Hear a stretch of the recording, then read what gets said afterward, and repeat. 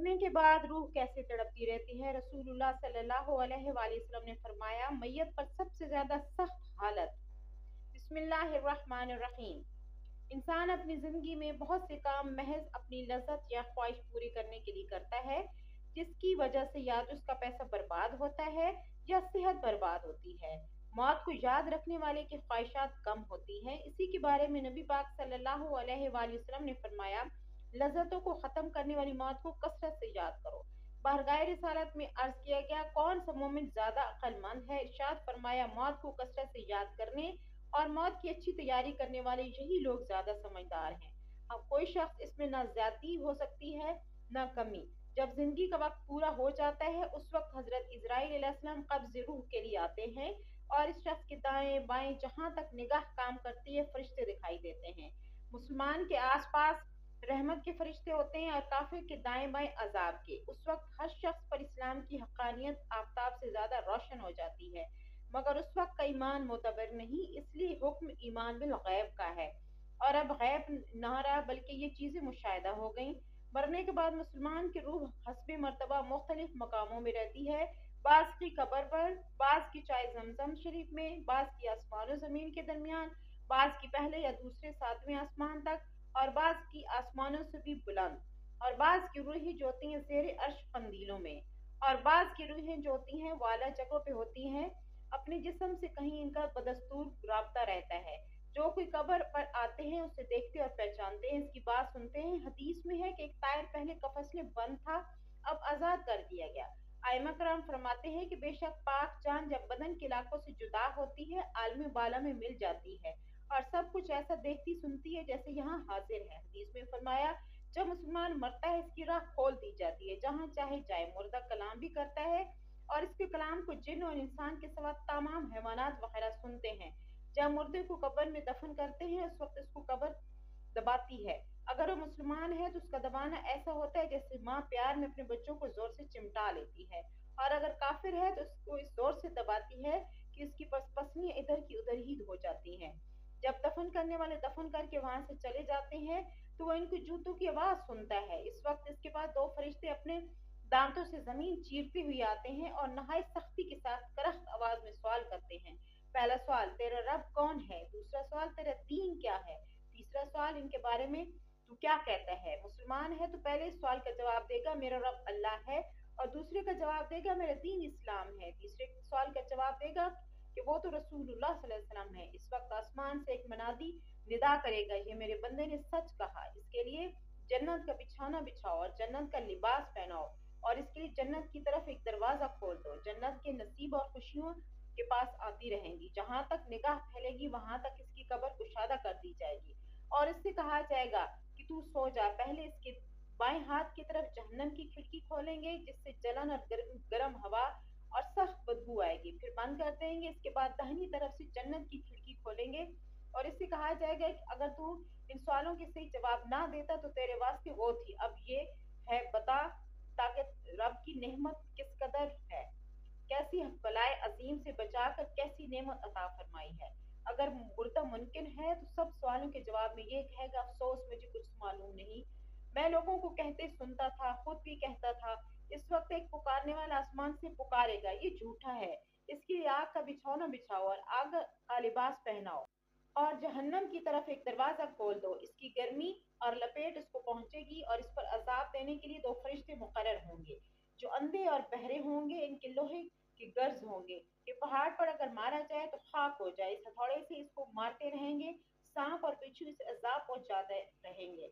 अमाल अपनी मुनासिब शक्ल में मुतमशन होकर कुत्ता या भेड़िया बनकर आएगा और उसकी शक्ल बनकर इसको अजाब पहुंचाएंगे, और नेकियों के अमाल हसने मकबूल महबूब सूरत में मुतशक्किल होकर अंश देंगे।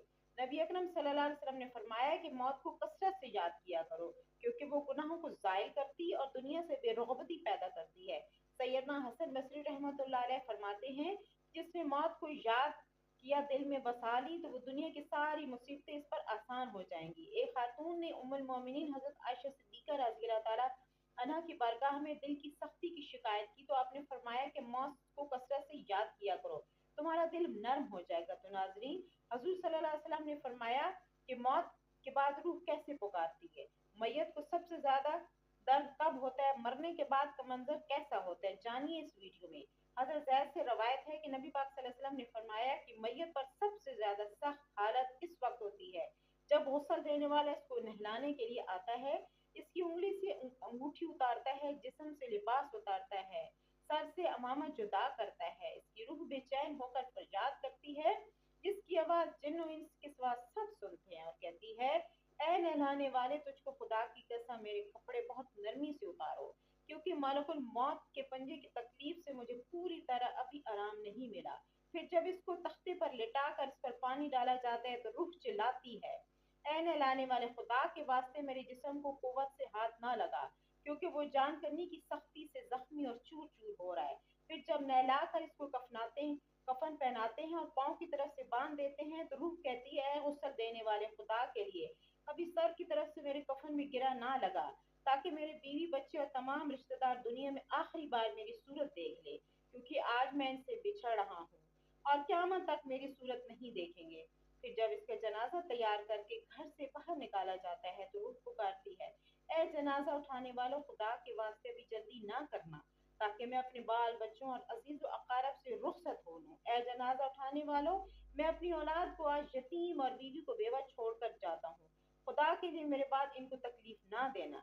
मैं अपना घर माल व असबाब दूसरों के लिए छोड़े जाता हूँ, अब यहाँ कभी वापस ना आऊंगा और क़यामत तक किसी की सूरत ना देखूंगा।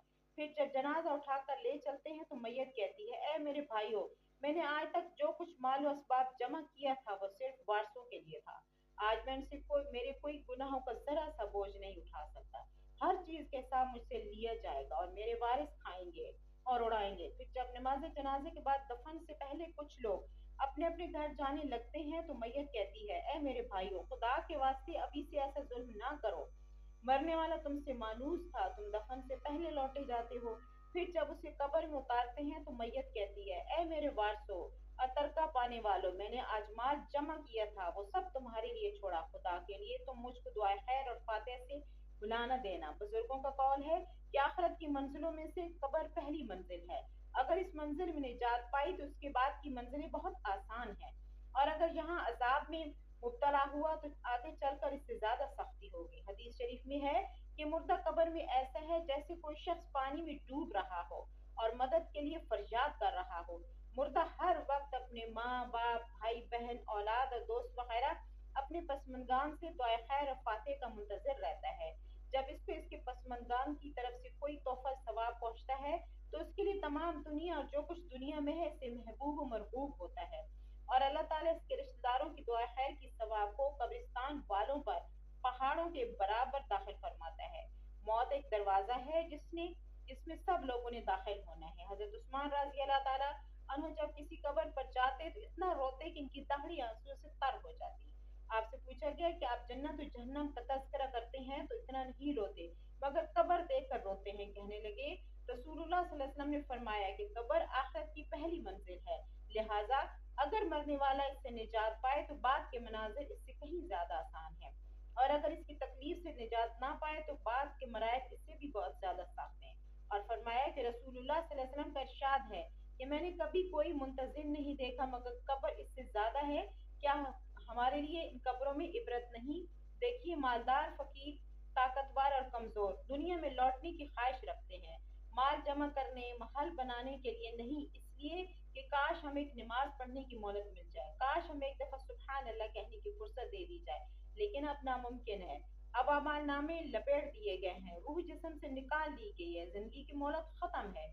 अब हर मैयत अपने अमल की मगबून होकर कब्र में पड़ी है। एक हजरतमंद हजरत उस्मान रजी अल्लाह अन्हु के दरवाजे पर गुरूब आफ्ताब के बाद आया। अभी उसने दस्तक ना दी थी कि हजरत उस्मान गनी रजी अल्लाह तआला अन्हु की आवाज इसके कानों में पड़ी। वो अपनी अहलिया से शिकायत कर रहे थे कि चिराग की बत्ती मोटी है जो तेल ज्यादा इस्तेमाल करने का सबब बन रही है। हाजतमंद ने जो सुना तो वो सोचता ही रह गया कि वो ऐसे शख्स से हाजत पूरी करने की क्या तवक्कुल करे जो तेल के मामूल से ज्यादा खर्च पर अपनी बीवी को सरजनिश कर रहा है। उसने इरादा किया कि हाजत बयान करके देखूं, शायद मेरी कुछ इमदाद ही कर दें। दस्तक सुनकर हजरत उस्मान गनी रजी अल्लाह तआला अन्हु बाहर आए। हाजतमंद ने अपनी हाजत बयान की और लहजे में ज्यादा जोर देते हुए कहा कि जरूरत कुछ ज्यादा ही है। हज़रत उस्मान गनी रज़ी अल्लाह ताला अन्हु ने इस शख्स का हाथ थामा, बस्ती से बाहर ले गए जहाँ आपका सामान तिजारत बड़ी तादाद में रखा हुआ था। फरमाया, ये सब तेरी नजर है, क्या इससे तुम्हारी जरूरत पूरी हो जाएगी? वो शख्स देखकर हक्का बक्का रह गया। चुनाचा उसने कहा, हाँ, ये सामान मेरी जरूरत से ज्यादा है। फरमाया, मुझे खुशी है कि तुम्हारी जरूरत इससे कम नहीं का। ए हजरत, एक बात तो बताइए, चिराग की बत्ती इस कदर मोटी हो जाने पर आप अपनी ज़ौजा मोहतरमा की सरजनिश कर रहे थे, हालांकि चिराग इस कदर रोशनी रखने में शायद सिर्फ 1 दिरहम का तेल इस्तेमाल ना होता। वो तो आपको गवारा ना हुआ, और जहाँ हजारों का सामान मुझे बिला तामुल दे रहे हैं। तब आपने फरमाया, भाई, चिराग में तेल का ज्यादा इसराफ है और ज्यादा इसराफ अल्लाह को पसंद नहीं है, और मुझे अल्लाह के हुजूर अपने अमाल की फिक्र रहती है, यहाँ मुझे फिक्र अमाल लाहक है, इसलिए मैंने सरजनिश की सामान तुम्हें अल्लाह की खुशनुदी के लिए सदका दिया है। इस पर अजर की उम्मीद है और वहां पर हिसाब का खौफ है। अल्लाह ताला हम सबको दीन की समझ नसीब फरमाए और हमारा खात्मा ईमान पर फरमाए, आमीन। नाजरीन, कमेंट बॉक्स में अल्लाह ताला के 99 नामों में से एक नाम जरूर टाइप